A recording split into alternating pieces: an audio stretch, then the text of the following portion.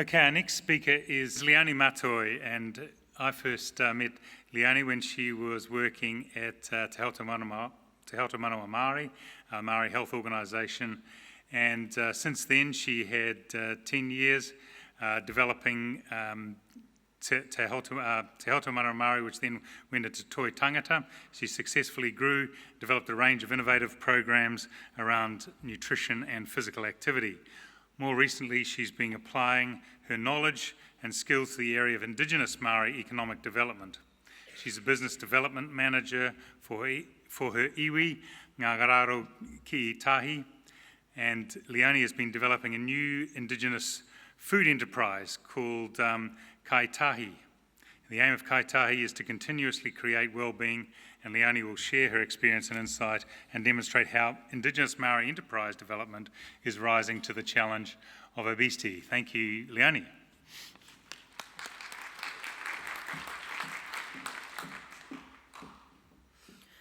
Tēnā tātou katoa, nei rā te mihi nui ki a tātou.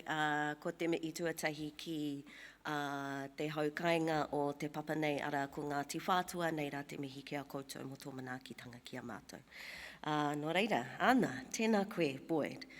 Something of an honour, actually, to be able to step back into the health world and share some thoughts and aspirations. Just a bit of an overview of what I want to share, introducing you to who I am, highlight how the evidence hasn't really changed a lot in the last 10 years, and some of my thoughts around why this might be, and some solutions that a number of Māori communities have put in place over the last wee while, and highlighting also innovation and entrepreneurship as it plays out. So I hail from the beautiful maunga that is Taranaki. Engari, I grew up in Christchurch in the South Island. My father, who hails from Ngāroru Kitai and Ngāruehine Iwi, migrated down south to Christchurch and met my mother, who is of English and Scottish descent. With that, I was raised under her wing and have now a strong understanding of the two worlds, Te Ao Pākehā and Te Ao Māori. I am the former CEO of a Māori health agency called Toi Tangata, and for over 10 years championed Māori public health action in this area. And as Boyd highlighted in the introduction, I now work for an Indigenous Māori food enterprise called Kai Tahi, and I'll share a little bit more about that. Look, I really didn't want to put any statistics into my presentation, but I felt the pressure of coming to a congress like this. So I have pulled some stats from the Ministry of Health website, and I suppose what this highlights is that, you know, from 2006, 2007 to 2017-18, childhood obesity rates increased from 8% to 12%. Similarly, the adult obesity rate has also increased from 27% to 32%. And that's all I'm going to say about statistics in relation to obesity. But what the evidence, again, highlights is that we do have a major lack of sustainable and sustaining health solutions, particularly for Māori in Aotearoa. Much of this, I believe, has come from ineffective mainstream models being delivered to us as communities and as a people, and within that, the deficit framing of Māori in Aotearoa and of Māori health here. These ineffective models often stem from the scientific knowledge base that Sir Mason Jury covered this morning. If it isn't proven through a randomised control trial, then it doesn't translate into policy and population intervention. However, what Sir Mason Jury did allude to is the emergence of the whānau order framework as an example of what is evolving here in Aotearoa, a framework that I believe reflects the renaissance of Māori health in the same way that we've seen a renaissance of Māori language and education mediums. So with that in mind, I'm going to highlight some of the more innovative initiatives that draw on Māori knowledge, co-designed with Māori communities in order to rise to this challenge of obesity in Aotearoa. So to start off with, I have to mention the organisation that I helped to grow and build over the last 10 years as I was working in public health. And Toi Tangata is a Māori agency which does develop and deliver innovative kaupapa Māori-based approaches to health, movement and nutrition. Kaupapa Māori means that you are grounded in Māori values and you draw on Māori knowledge to inform your solutions. I'm going to whiz through a whole lot of innovations and initiatives really quickly. When I was working at Toi Tangata, we saw the development of Iron Māori. Many of you here in New Zealand, Aotearoa, might be familiar with Iron Māori. And this morning, Sir Mason Jury mentioned the principle of whanaungatanga. And nothing reflects this principle better than the Iron Māori initiative founded by Heather Skipworth in Hastings on the east coast of the North Island here. The event became so popular that registrations were full within 7 minutes of opening online. On the outset, it's a triathlon, but you can see through these photos that age and ability is no barrier. In the preparation to the event, communities all over the country are developing physical capabilities. They're connecting with wai, with water, and with whenua, with land spaces that are significant to where they live. Iron Māori celebrated 10 years just recently, and that's seen thousands of individuals and families competing, laughing, developing, and connecting. What often happens in the Māori world is that someone starts one thing and someone else innovates off that. So this is another example of a festival, the Tri Māori Festival, another triathlon event that fosters whanaungatanga. So developing relationships, connecting with people like yourself through this event is the focus of a number of these events. And they develop, again, community capacity and capability. Both Iron Māori and Tri Māori come from Māori health entrepreneurship. Neither of these events were government funded, and perhaps that's what makes them so successful. Sir Mason Jury certainly inspired a number of Māori scholars, and Dr. Ihirangi Heke is one of those scholars who is pushing the boundaries of Māori health and Māori health frameworks.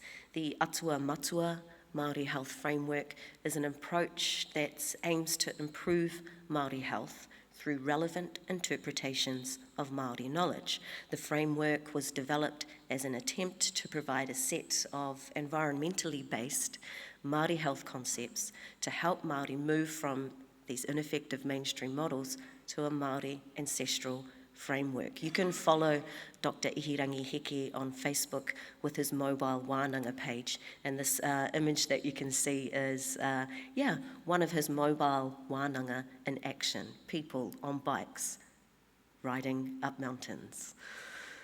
Moving on now to an iwi-based initiative from Te Arawa, an iwi that's centred in the middle of the North Island, Rotorua. During my tenure at Toi Tangata, we saw the CEO of Te Papatakaro o Te Arawa, Paora Te Hurihanga Nui, experiment with traditional Māori and Te Arawa iwi diets.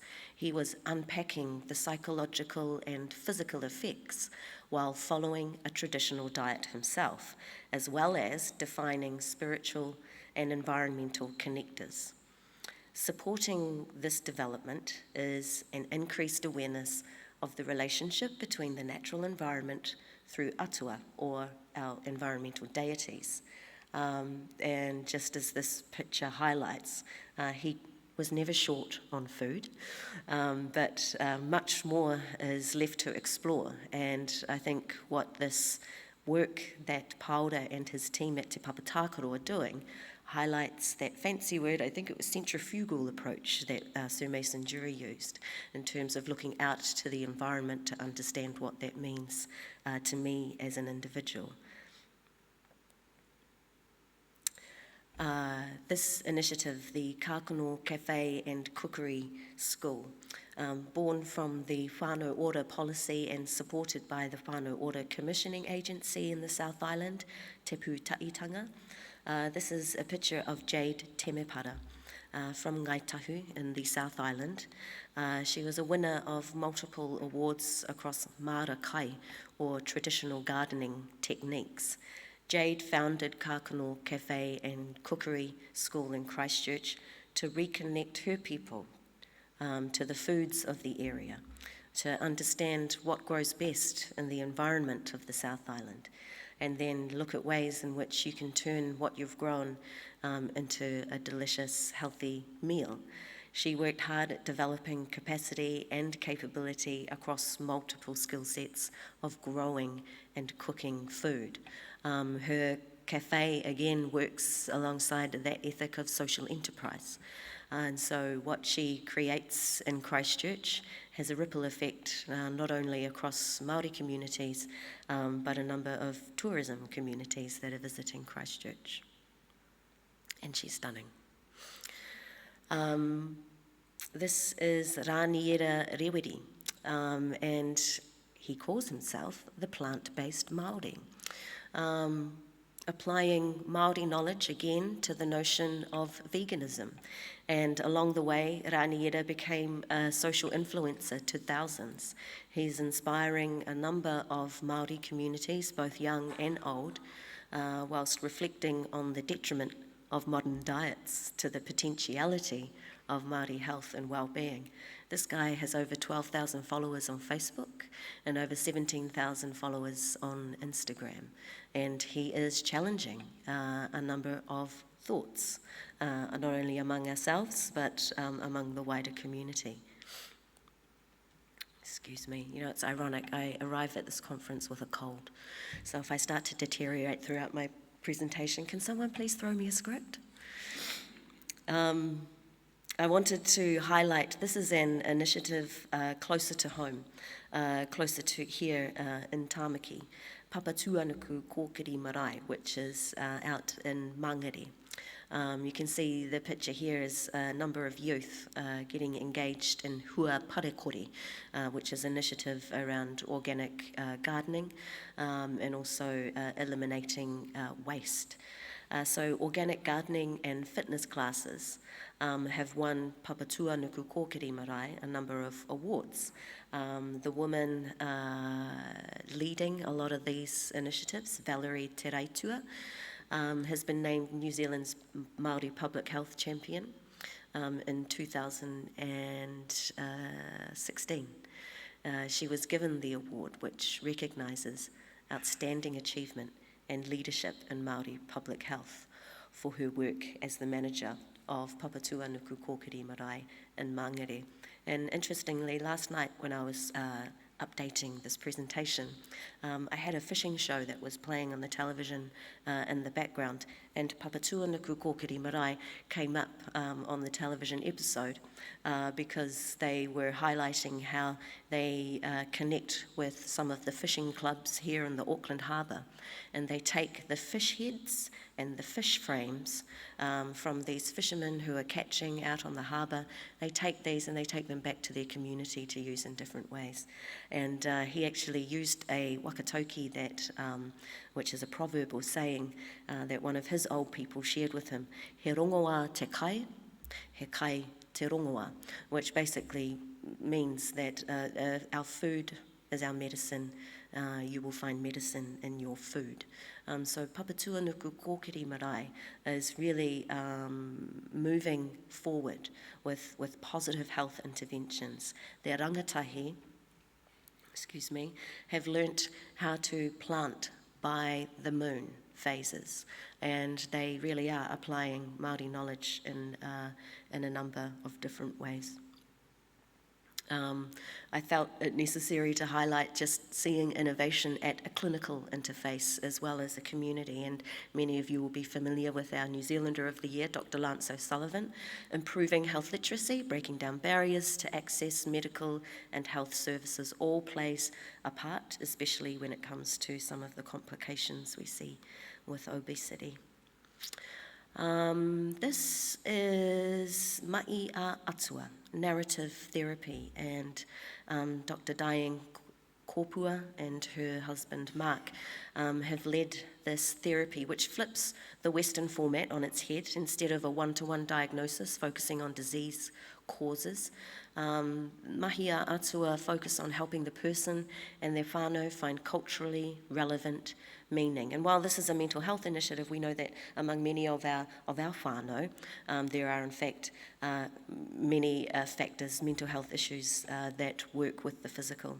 And I certainly experienced this while working on a pilot program that sought to improve outcomes of bariatric surgery. We mobilised a support worker who empathised with individuals and their whānau, sought solutions together, and where necessary acted as a translator of the clinical steps that they were going through in the lead up to bariatric surgery. Narrative therapy, connecting with our cultural narrative to give meaning to your healing. Not an obvious solution to obesity, but Arataki Systems follows on from the idea of narrative therapy. Arataki Systems have innovated that idea by taking people to the space where cultural narrative exists. Using GIS technology and cultural narratives, these innovatives foster health benefits by encouraging individuals and families to get outdoors and be active as they walk, run, climb to areas where narrative is unlocked. Patu Aotearoa is more than just another boot camp. This is an initiative that's delivered by Māori for Māori, using te ao Māori concepts in its delivery. It also draws on entrepreneurship, develops capacity and capability in food, movement, and business development. It potentially impacts across socio-economic factors, supporting whānau to get active, and if they're inspired to do so, they can also be trained, become a trainer, and the owner of their own patu franchise piece. That's a social-economic return on health investment. And finally, I get to the new project that I am working on at the moment, an Indigenous food enterprise that consciously creates well-being across multiple realms. Our model seeks to develop business opportunities where people and nature matter. Kaitahi transforms native plant foods into healthy food and beverage products that are all natural and super convenient. It's an example of Māori knowledge influencing across the food industry and seeks to actively revitalise Indigenous food ingredients into contemporary food forms. I will leave it at that because Boyd's standing up now and staring at me. But thank you, I just wanted to highlight a number of exciting and innovative initiatives that you can now go and find out more about. Ngā mihi nui.